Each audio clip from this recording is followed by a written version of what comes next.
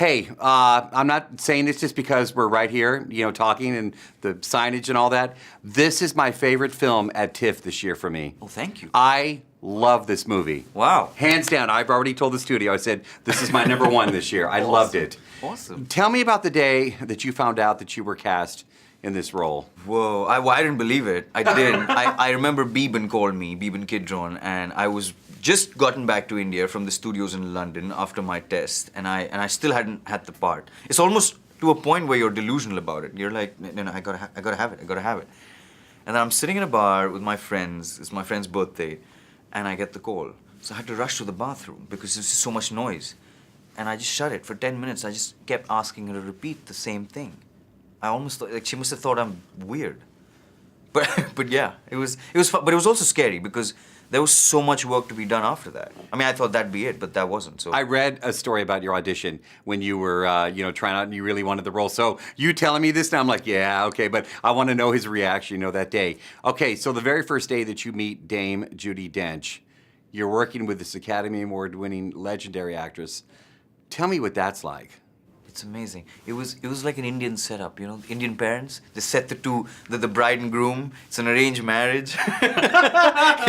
We're sitting in a room in the countryside, and this, I'm a stranger. I walk in, and she just gives me the warmest hug. She doesn't have to, but she did, and it sort of just made everything so easy, after that. And so I got my fan moment done. And then, boom, we were on set. Because I was going to ask, I'd be terrified, just nervous about, but then it's a job. I understand you got it for a reason. I was nervous the day I met her. Right. But on set, it was just easy. Because also for me, I'm hungry when I have an actor who's so good. Right. She makes you look good.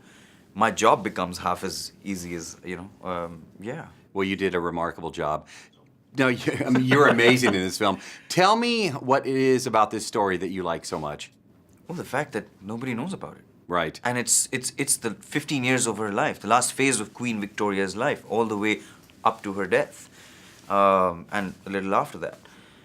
And just, it's so conveniently been sort of brushed aside. I said this yesterday at the premiere as well, that I wish I'd studied about it in history. Right. But it's not there, even in India, nor in Britain, or anywhere in the world. So, and it's a layered relationship. Right. There's so much to it, because it doesn't fit one genre. It still confuses me. I want to ask about the scene where you first meet Queen Victoria and you've got the pillow.